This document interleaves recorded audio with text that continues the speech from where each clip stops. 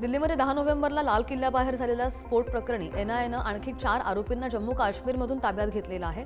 अटक झालेल्यांची संख्या आता 6 वर पोहोचली आहे। पटियाला हाऊस कोर्टाच्या आदेशावरून ताब्यात घेतलेल्या चौघांना 10 दिवसांची न्यायालयीन कोठडी सुनावण्यात आली आहे। या तपासादरम्यान या सर्वांची दहशतवादी गटामध्ये महत्त्वाची भूमिका उघड झाली आहे आणि यापूर्वी कार मालक आमिर रशीद अली आणि जसीर बिलाल वाणी यांना अटक झालेली होती। या स्फोटामध्ये 15 जणांचा मृत्यू झालेला असून तपास जलद गतीने सुरू असल्याची माहिती एनआयएने दिली आहे। दिल्ली स्फोट प्रकरणामध्ये फरीदाबादच्या अल फलाह विद्यापीठामधील दहशतवादी मॉड्यूलचे धक्कादायक तपशील आता समोर आलेले आहेत। या मॉड्यूलमधील प्रमुख डॉक्टर मुझम्मिल शकील हा नवीन सदस्यांची निवड आणि भरती करण्याची जबाबदारी सांभाळत होता, तर डॉक्टर शाहीन सईद आणि डॉक्टर उमर नबी हे भरती झालेल्यांना आर्थिक मदत देऊन त्यांचं ब्रेन वॉश करत होते। मुझम्मिल वैद्यकीय मदतीच्या वाहनाने रुग्ण आणि कर्मचाऱ्यांच्या घरी जाऊन माहिती गोळा करत होता। जरी तो आपत्कालीन वॉर्डमध्ये सर्जन होता तरी सुद्धा पडद्यामागे दहशतवादी साथीदारांची टीम तयार करणं हेच त्याचं मुख्य काम असल्याचंही उघड झालंय।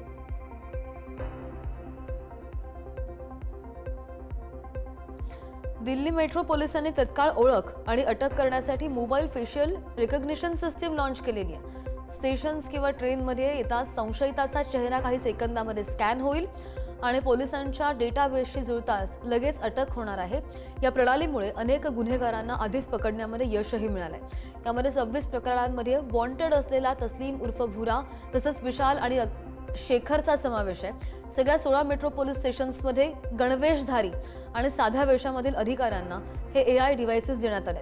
रोजच्या 6 ते 7 दशलक्ष प्रवाशांच्या सुरक्षेला मोठा बूस्ट यामुळे मिळणार आहे।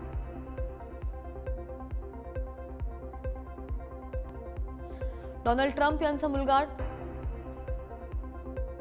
डोनाल्ड ट्रम्प ज्युनियर आणि त्यांची पत्नी व्हेनेसा ट्रम्प आग्र्यामध्ये पोहोचले आणि यावेळी त्यांनी ताजमहलला भेटही दिली आहे। दोघांनी डायना बेंचवर बसून विशेष फोटो काढला, तर ट्रम्प ज्युनियर दुपारी विशेष विमानाने आग्र्याला आले आणि हॉटेल अमर विलासमध्ये थांबून जेवण केल्यानंतर ताजमहलकडे रवाना झाले। त्यांच्यासोबत 40 देशांमधील 126 खास पाहुणे होते आणि या भेटीनंतर ते जामनगरकडे रवाना सुद्धा झाले। 6 वर्षांपूर्वी डोनाल्ड ट्रम्प सुद्धा कुटुंबासह ताजमहलला आले होते आणि त्यांनी या वास्तूला भारताच्या समृद्ध संस्कृतीचं प्रतीक म्हटलंय।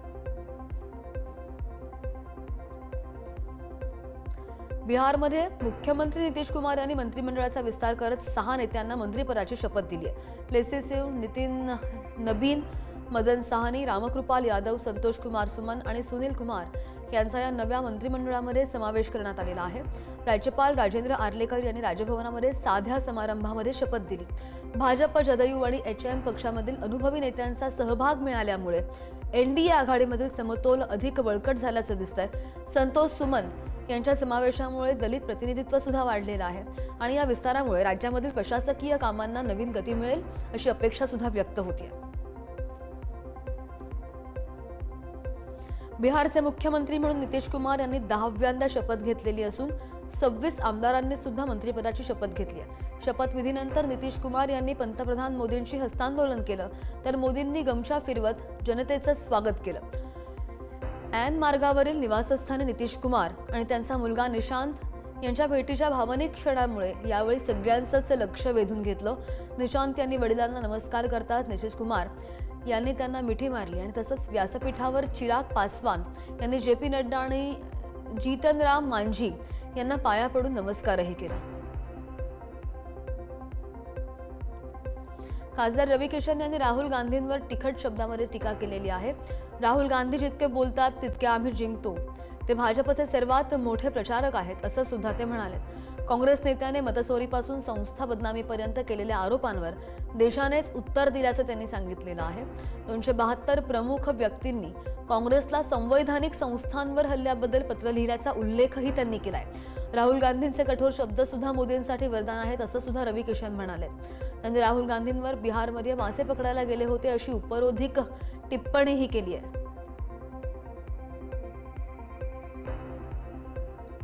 सर्वोच्च न्यायालयाने राष्ट्रपती आणि राज्यपालांनी विधानसभेमधून आलेल्या विधेयकांवर अमर्यादित काळ निर्णय न घेता ठेवण्यावर स्पष्ट भूमिका घेतली आहे। राज्यपालांनी विधेयक मंजूर करावं किंवा ते पुनर्विचारांसाठी परत पाठवावं, पण न्यायिक पुनरावलोकनाच्या नावाखाली ते थांबवून ठेवणं चुकीचं आहे, असं सुद्धा न्यायालयानं स्पष्ट केलंय. हा अधिकाराचा गैरवापर ठरू शकतो आणि अशा वेळी न्यायालय हस्तक्षेप करेल असं सुद्धा स्पष्ट केलं गेलंय. मात्र विधेयकांवर निर्णय देण्यासाठी कोणतीही विशिष्ट मुदत नसल्यानं न्यायालयानं निश्चिती केलेली नाही. तामिळनाडूमध्ये राज्यपाल आणि मुख्यमंत्री यांच्यामधील वादानंतर हे प्रकरण आता समोर आलंय. सर्वाधिक काळ मुख्यमंत्री राहिलेल्या नेत्यांच्या यादीमध्ये नितीश कुमार 8व्या स्थानी आहेत. त्यांच्या 50 वर्षांच्या राजकीय कारकिर्दीमध्ये जेव्हा जेव्हा टीकाकार आणि विरोधकांनी त्यांना राजकीयदृष्ट्या हिणवण्याचा प्रयत्न केला तेव्हा तेव्हा नितीश कुमार यांनी फिनिक्स पक्षाप्रमाणे राखीमधून पुन्हा उभारी घेतली. त्यामुळे नितीश कुमार यांचा सर्वाधिक काळ मुख्यमंत्रीपदी राहिलेल्या 10 नेत्यांमध्ये समावेश असून ते 8व्या स्थानी आहेत. हिमाचल प्रदेशच्या मंडी तालुक्यामधील करसोग इथं ममलेश्वर महादेव मंदिरामध्ये बुढी दिवाळीचा उत्सव मोठ्या उत्साहामध्ये साजरा करण्यात आला. दिवाळीनंतर एका महिन्यानं येणाऱ्या अमावस्येच्या रात्री हा सण साजरा करण्याची इथं परंपरा आहे. काल रात्री हजारो भाविकांनी ढोल ताशांच्या गजरामध्ये आणि मशाल घेऊन नृत्य करत सहभाग घेतला आणि यावेळी भव्य रथयात्रा काढण्यात आली होती. श्रीराम अयोध्येमध्ये परतल्याची बातमी या भागामध्ये उशिरा पोहोचल्यानं हा सण एका महिन्यानंतर साजरा केला जातो अशी स्थानिक श्रद्धा आहे. ममलेश्वर महादेव मंदिरातील अखंड ज्योत महाभारत काळापासून तेवत असल्याची सुद्धा श्रद्धा आहे. हा सण करसोगच्या लोकांना समृद्ध सांस्कृतिक वारशाचं प्रतीक आहे.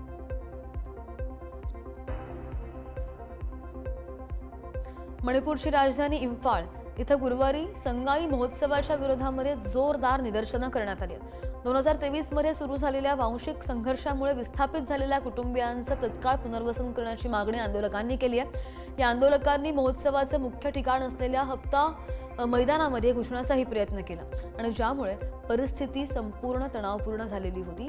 जमावाला पांगवण्यासाठी सुरक्षा रक्षकांना काहीसा लाठीचार्ज सुद्धा करावा लागला आणि अश्रुधुराचे गोळे सोडावे लागले.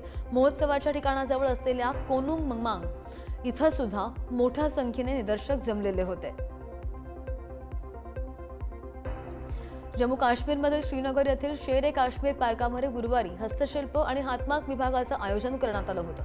आपल्या कारागिरास जाणा या उपक्रमांतर्गत हे प्रदर्शन भरवलं गेलं, जे काश्मीरच्या समृद्ध कला आणि शिल्प परंपरांचा उत्सव आहे.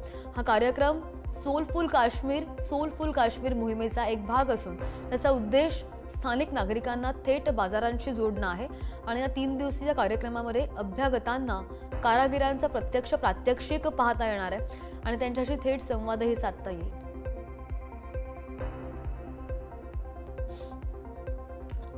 दिग्दर्शक राम गोपाल वर्मा यांचा आयकॉनिक चित्रपट रंगीला 30 वर्षांनी पुन्हा प्रदर्शित होतोय. पुढच्या आठवड्यामध्ये हा चित्रपट पुन्हा प्रदर्शित होणार आहे. रंगीलाने बॉलिवूडला एक वेगळी संवेदनशीलता दिली आहे. वास्तववादी कथाकथन, AR रहमान यांचं नाविन्यपूर्ण संगीत आणि अस्सल मुंबईमधील लोकेशन्समुळे हा चित्रपट हिंदी सिनेमामधला महत्त्वाचा टप्पा ठरलेला आहे. या चित्रपटाने साचेबद्ध शुगर कॉटेड प्रेम कथांना छेद देऊन नातेबंधांचे वास्तववादी चित्रण केले अशी प्रतिक्रिया त्यांनी या पार्श्वभूमीवर बोलताना दिली. पंजाबमधील लुधियाना इथं पोलीस आणि दहशतवाद्यांमध्ये चकमक झाली. दिल्ली अमृतसर राष्ट्रीय महामार्गावरील लाडोवाल टोल प्लाझाजवळ ही चकमक झालेली आहे. प्राथमिक माहितीनुसार पोलिसांनी एक दिवस आधी हरियाणा आणि बिहारमधील दहशतवाद्यांना हातबॉम्बसह अटक केली. चौकशीमधून त्यांचा ठाव ठिकाणा कळला आणि त्यानंतर पोलिसांनी त्यांना पकडण्यासाठी सापळा रचला. मात्र पोलिसांनी त्यांना घेरलं तेव्हा त्यांनी गोळीबार केला. पोलिसांनी प्रत्युत्तरात गोळीबार केला. 2 दहशतवादी यामध्ये जखमी झालेले आहेत आणि त्यापैकी एकाची प्रकृती काहीशी गंभीर आहे. घटनास्थळावरून पोलिसांनी 2 हातबॉम्ब, 4 पिस्तूल्स आणि 50हून अधिक कारतूसही जप्त केल्याची माहिती आहे.